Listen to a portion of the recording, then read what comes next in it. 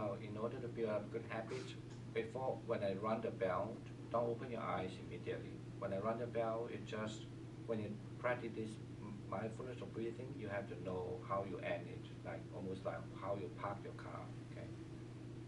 So and then when you hear the bell running, first you let your mind just forget about the breath, but you still have to aware you know you're breathing.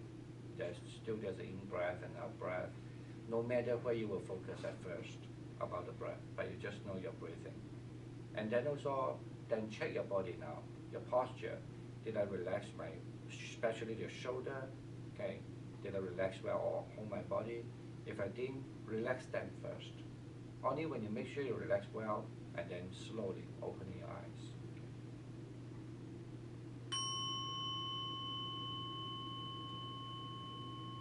Settle down with the breath, and then relax your body.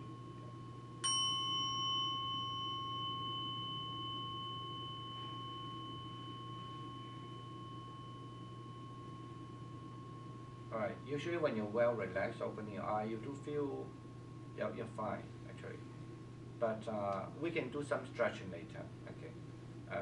You don't have to be like doing stretching all the time, because we do stretching usually is because, you know, sometimes because of work, because of what you need when you stretch your muscle. Otherwise, your relaxation actually is the most important. Okay, the whole body you feel relaxed. All right, I'd like to know some feedback first. Yeah, like some feedback, like do you have any question what you were doing, or any difficulty, or any doubt while you're doing this in your mind? Or firstly, do you feel better a little, like just almost like you fall asleep a little bit, right? That, right? More relaxed, yeah. Yeah, more relaxed. And do you feel changing, you know, kind of like become more relaxed, yeah? More relaxed. Yeah, that's good. I was stretching a lot and it's painful. Yeah, and first it will be like this, but slowly, if you have a patient, of course, and then and you will find that it will getting better, and also, especially if I'm not used to, and then suddenly almost like you are, how to say, you stretch your muscle, right? It might be get a little difficult, but you can put a cushion in this way if you want to sit on the floor. But then later on you can just leave that aside, and but don't worry. It's most important is let it relax.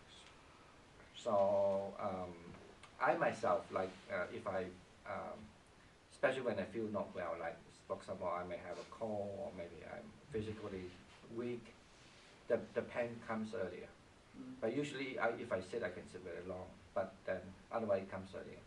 So and because I also learned a little bit about this Chinese acupuncture, so I know that, and it's clear that usually the aching comes.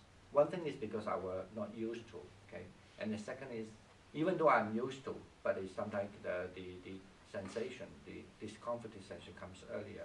That I noticed that actually those aching part it had related with my physical too. So in other words, what I want to say is you have to regard it as almost like a massager come to do a massage. It's free. In New York, you have to pay $50 for one massage. So it's like that. They are doing especially the leg have a lot of the pressure point, and then you're just thinking that's like a massage, just doing a massage. So you just try to okay, that's too much. Let me take a rest and change posture. Okay, right there.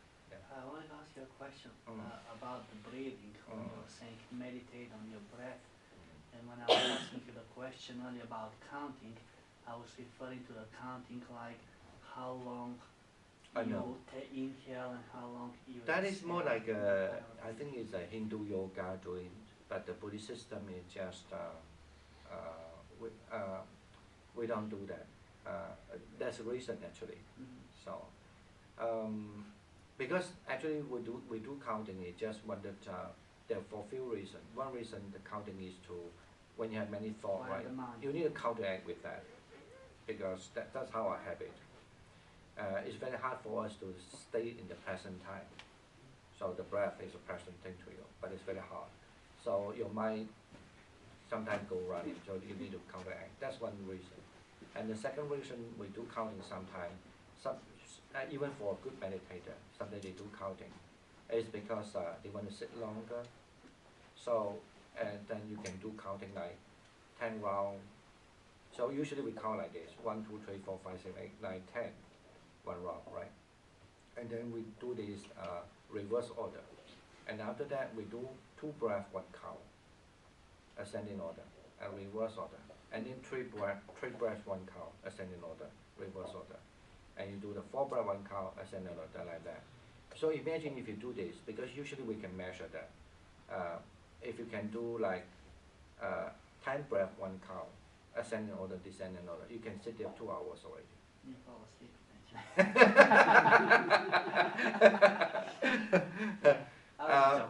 Yeah, that's one reason. And also, we don't hold the breath because there's a different purpose.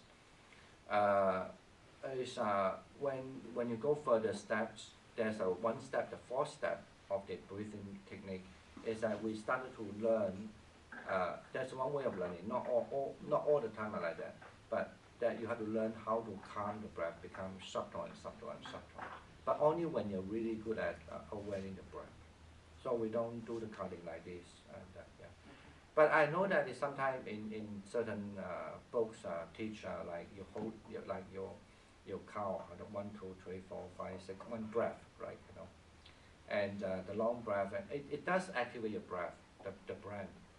But I think, as I say, for the long run, if you want to have the breath become meditation, become more subtle, actually, I guess that's why it's maybe better, easier. Usually you feel even it's very helpful doing meditation of breath. Even people like, I'm sure now you feel a little bit like, oh, sleepy. That's why there were people who have insomnia problem. I said meditate, and he just followed and he fell asleep all the time.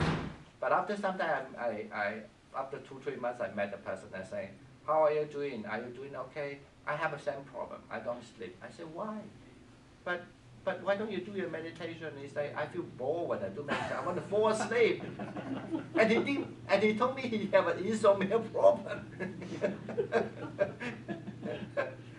I said, you told me that already. And then when you meditate, you want to fall asleep, but you told me you have an insomnia problem. You couldn't sleep. Yeah, it's and also interesting if you are if you have something to do. For example, like after the breathing meditation, you meditate, you feel more alert actually. Also, like you have a good sleep after, you feel more alert. I don't know. You have to be your judge. No, I cannot tell. Yeah, please take a walk. I couldn't see the time just now. That's right. Actually, in other words, It's 5 minutes before 11. If we've been sitting 10, 20. Actually, that means we've been sitting 10, 20, 30 minutes. I think. Right? Yeah. I want to ask you another question about the breathing, in other meditations. I don't know if that's your tradition, do you advocate like, mentally, when you said don't try to control your breath, let it be natural, like a natural kind of a breathing, like in the same rhythm of a mantra, like the Om or one of the elementals, do you advocate that kind of a... No. When I say no, it means if you're really doing meditation on a breath meditation, but if you just want to use a breath meditation in order to make you to focus, yes, you can do so. But we have to make very clear what's your purpose. The reason is that I say no because, and I say no meaning it doesn't mean you cannot do that at all. You can do that is because you are meditating on the breath. Actually, just become. The breath is just for your focus reason. Focus, that's right, to kind of tune out everything that comes in and out of the mind. Then you can use that, the breath meditation, and then you can bring in some other thing. But actually the mantra becomes your focus, not really the breath. So, but if you really focus the breath, other thing is, because if you meditate long, now I'm sure now even you do feel the eyes a little changing, like the eyes a little strained. I won't say it might change. my language would be like strange, right? You feel the eyes a little like relaxed, right? The eyes. So if you keep on meditate, that you find, as I say, you feel that the front become more brighter. Normally, when you're very drowsy, even you close your eye, you look in the front, it looks a little dark. Especially when you're really drowsy, so it's completely dark. But when you will feel a little alert when you feel it a little bright. But if you meditate on the breath for some time, somehow you will start to feel as if like you see the smoke coming. So then you will form almost like a cotton hanging there. That's what we are expecting in meditation. That's what I mean by really clear about the meditation on the breath. So, and this is it's not a illusion, but it's like everybody experiences it, like when you focus, and then it's as if like you have the light in the room. When the light opens, then you start to see what is thing there. Otherwise, you don't see the thing, right? I don't know our schedule, so we are going to have a break and yeah, for lunch. Actually, Liang went home getting some food. Oh, so right. So we'll have lunch probably, like about 12, I guess. About 12 o'clock. Yeah, can you last that long? Oh yeah, oh, sure, yeah. Yeah, I was just making a remark, not the line. So, so the question then is what activity or Yeah, and then after the lunch we have a little break, right? Yeah, that's right. You can do a little walking meditation. Walking meditation, the Zen walk. Especially for the senior people, I think walking meditation might also be really helpful. Yeah, I know, but for their health. Yeah. I'm thinking about the space. Is it going to be too chilly outside? It should be warming It's up. gonna warm up into the high 60s by mid-afternoon. But for the ladies, jacket. Then let me just give you some instruction on how to do walking meditation. The same thing of like everybody know how to sit. Everybody know how to walk and how to how to, but your mind is very important. Otherwise, everybody knows how to sit and how to walk. Just let me demonstrate to you how to do a little walking meditation.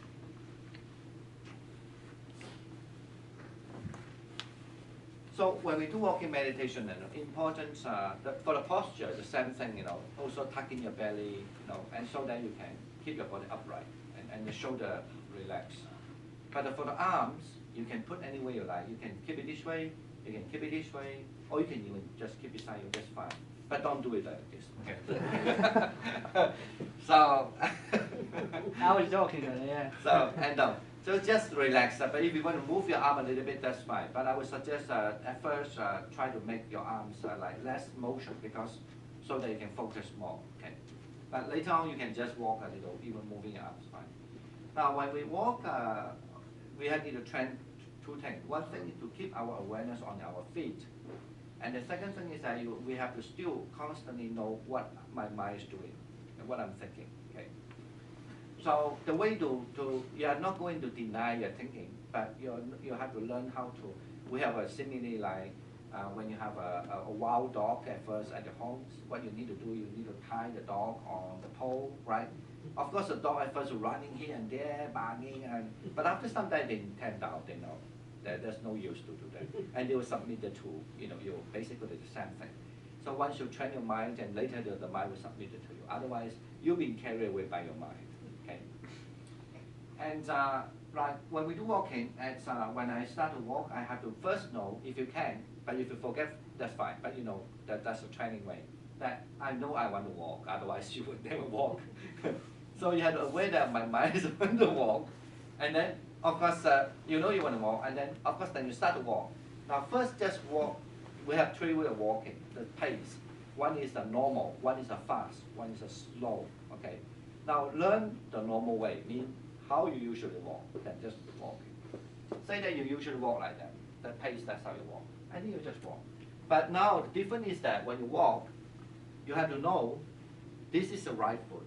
Right? It's the right, yes, right foot. Forget about the language, okay? Don't say the right or even French or English or Japanese, whatever language, it doesn't matter. Just know this foot is walking. This foot is moving. This one moving. That, in other words, in our language means left and right and left and right. Don't do marching, okay? Just know that this foot is really moving. Now, and then when you stand, you know you're standing. Now, always learn how to turn right side. It's a tradition in Buddhism because always the right is only a direction. So you turn the right side. When you turn, try to first move the leg first, like turning 1, 2, 3, 4, 5. 1, 2, 3, 4, 5. You're turning, you know, and you want to turn again because you want to walk this direction, right? But if you unleash, you want to walk this direction. Fine. So you know you're turning. You're turning. And then, okay, now I know this time I don't walk, start with my right foot, but maybe left foot, fine. Know it first. This is the first step, you know. Okay. Now after that, let's say I want to turn again. So after that, if I can, I will try not only just know my left foot or right foot moving, my attention, even though I look at in the front, but my attention on my feet. Okay. I actually look at the front, not too high, not too low. Just about 45 degrees, but in order you have to know it. I don't want to bump into each other, right? Or you fall down. You have to know. But not only that, you also, the second step, you must aware the feet, like you are lifting the feet, stepping down, and this foot now about to lift, right? Lifting, stepping down, lifting, stepping down, lifting, stepping down. Don't recite it like a mantra. Just aware that really lifting, right? Stepping down. That's what you have to do. Okay? And the same thing when you stand, you know as stand, you want to turn, you know as you want to turning. Only when you make a note like turning, turning, right? And then you want to walk, then you know you want to walk, and then you start to walk. Now you walk that as a normal pace, like you always relax. Shoulder relax, really, really relax. Actually this walking, and other thing I forgot to mention, not only lifting and stepping down, but if you can, also know contact on the floor. Okay, that means what we call there's a tactile sensation on when your feet on the floor. Okay, even though you wear a shoe, you do feel that. Now, if you can, try to step really, really well. Okay, and then when you just almost like you're learning kung fu. So otherwise you can easily kick people. You don't fall. So when you step down, really step down, and then also if you lift. And that's my suggestion on it. So when you lift your feet, normally maybe just lift like that, you walk like that. Everyone is different, right? But I would suggest you lift a little higher than usual. But don't do this, okay? No. not too much, but I mean like just a little higher than usual. Maybe usually you walk like that, right? But you're aware that, but then you can lift a little higher because that's how you make sure, the effort just makes you to be more aware. So it's a very good way to develop the awareness. And that awareness will help you actually to, you know, nowadays a lot of research about the brain also. So that because awareness develop actually, it started to build up the activate. Just now when you do mindfulness, this part is really active, the frontal. But when you really doing like awareness, like walking meditation, it's really help you to build up this whole part, you know, that's the, like the memory part, it will be activated, you know, straight. So what I want to say is that important to do walking meditation, just actually the main thing is to know very well afterward about your posture. Even that your finger is moving, you know very well. Everything you know, aware very well. Okay. All right, that's our walking meditation. Yeah, let's try and take a little walk. It's very hard for people to walk at first, like in tradition we had to walk 1 hour. Yeah, but and then if you can, try to walk a little slower and slower, because the slower you walk, it requires much more muscle exercise. However, but you still don't do too slow at first, because if you feel then suffering, no. You have to really walk naturally. But if you have a chance, just walk a little slower, okay? Don't walk fast first. Once you know how to walk very slow on your every muscle, you can walk very fast, like a Superman, okay? you be a judge. I don't want to say this because but at first just learn and walk normally. Important. I need to stress this again. Yeah, you walk really like relaxing. Okay? But when you find that your mind is getting much more subtle, you try to walk a little slower, and then make it more slower and slower. That's it. Okay. Right, enjoy your walking. Say about, we try to walk about 30 minutes, maybe 25 minutes. Now it's 11:25. And we run the bell and you just come back and do a little sitting meditation and then try to feel our belly. Okay.